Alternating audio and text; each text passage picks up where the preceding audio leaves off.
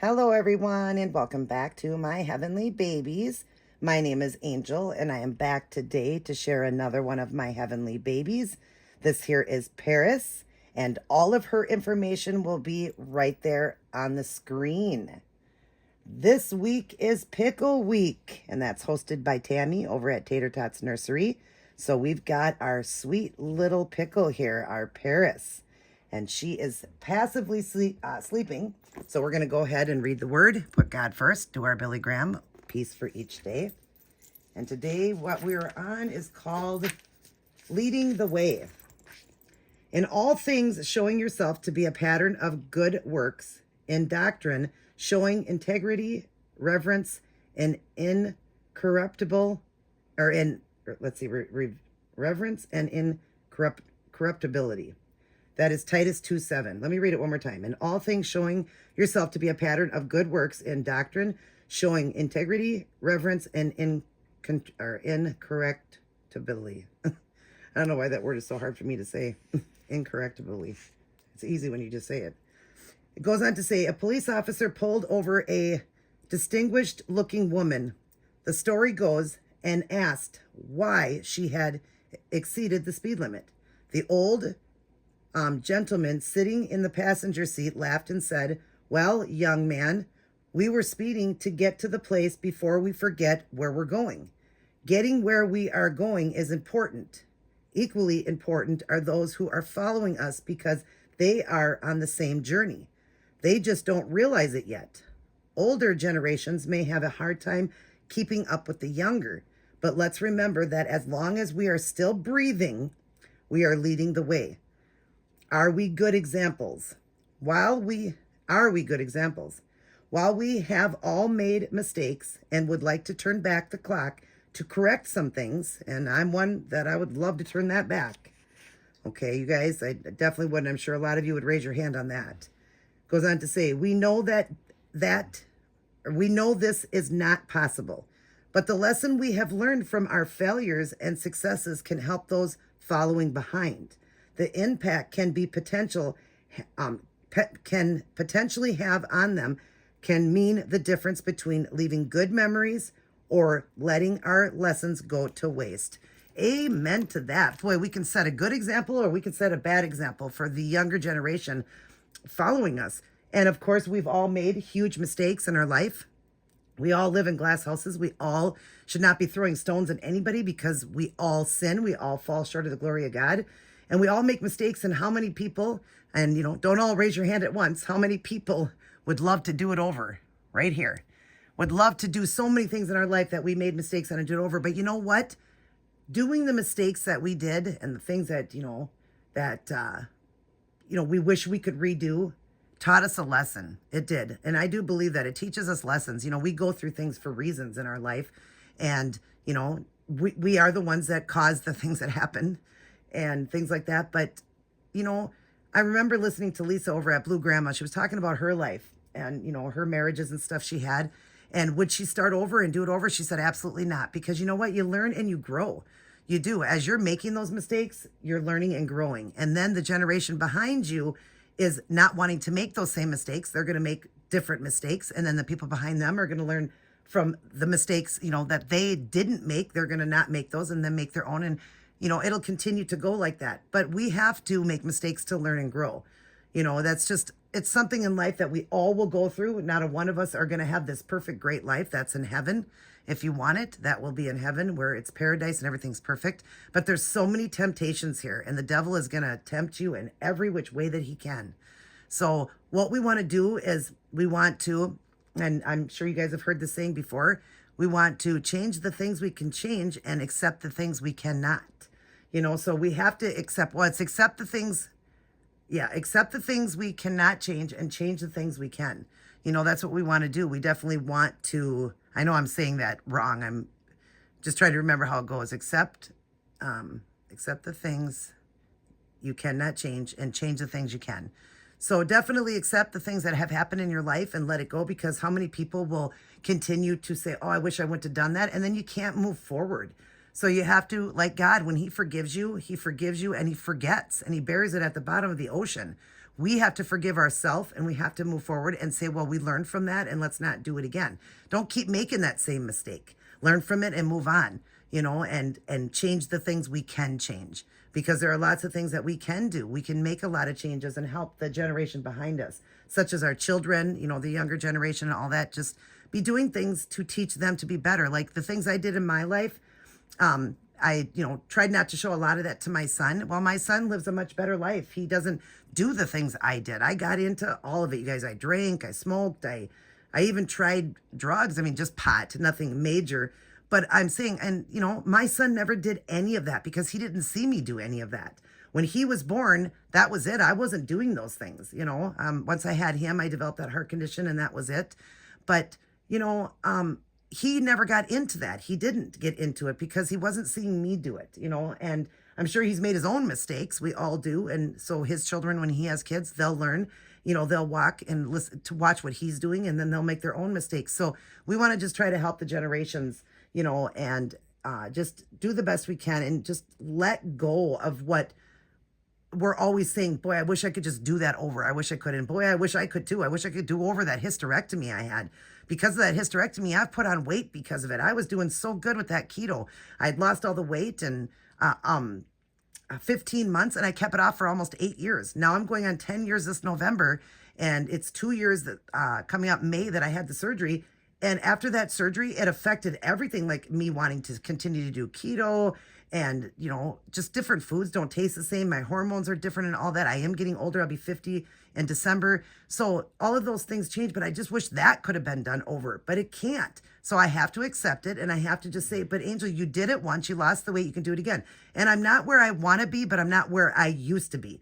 I was 170 pounds heavier. And right now I'm between 40 to 50 pounds heavier. So that's a lot better than the 170. You know what I mean? So I just have to tell myself, you can't take that back. So just move forward and work harder and get that inner strength I had in me. And how do you get that? By God. You ask for God for that strength. As Philippians 4:13 says, we can do all things through Christ who gives us strength. So we have to let him be our strength, and we have to just give ourselves to him, be spending quality alone time with him, and then get out and exercise. My husband tells me that a lot, and I know I love exercising. I did a lot when I was growing up. I was the only one in my family to exercise all the time. I loved exercising, but now I'm just lazy. Like I just don't want to do anything since that surgery. Boy, my muscles are sore and I'm more winded. Well, you gain weight, that's going to happen. But all of that is to do with the surgery. But I don't have to, like my husband said, just start with like a tiny little walk. And he's right.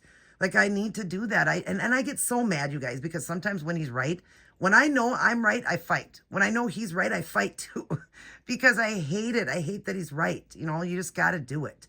I guess you look at it like, well, are you perfect? You're not perfect, so why are you telling me what to do? But you know what? We don't need to worry about that. It's just that your mates love you. And there's things that I want, him to change and make better in his life. But, it's just people love you and they're giving you advice because I'm every day complaining about my weight and all that. And he's like, well, just get out and do a small walk, just walk a little bit and pretty soon it'll turn into a big walk. And, you'd be exercising more. And it is true. I mean, definitely if I was exercising and all that, I would definitely lose it. But I keep saying, well, I lost it the first time without any exercise. And then I added it once I lost all the weight because I had a bad back from a car accident. So it was really hard for me to exercise.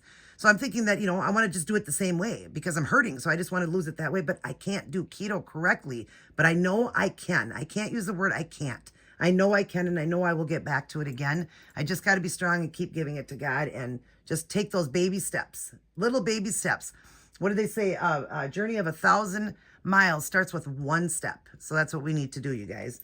And let's be the leading the way. Let's lead the way for our generation, our younger generation. And then down below it says, what failure have you experienced that you can share to help someone else? Well, I would say the failure of, gosh, there's so many of them. Jeez, let me get a book out. There's so many. But I guess I would say, let's see, let me read that again. What failure have you experienced that you can share to help someone else? What failure? Just the failure right here of, I did so good with keto for so long. I was even doing one meal a day for 4 years. I would say that one, I would say, tell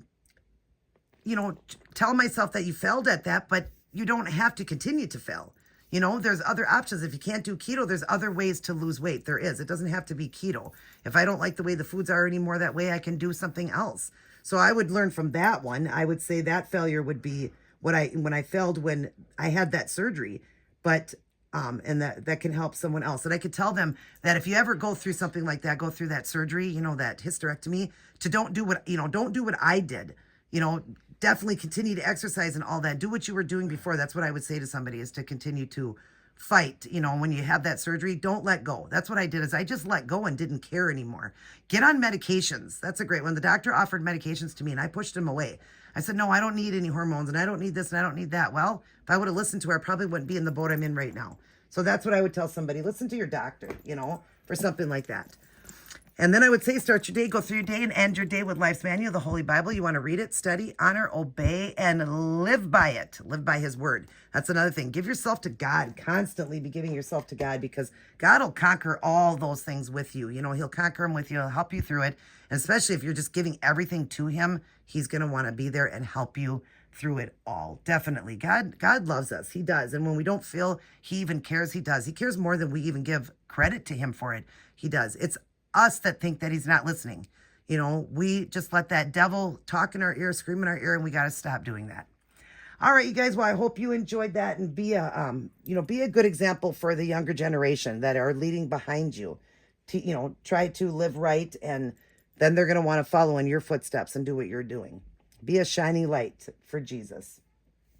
All right, you guys. Well, I hope you enjoyed the reading, and now we will get on to Paris and talk about what Paris is wearing for Pickle Week. We got her in this cute, adorable outfit. Happy spring, everyone.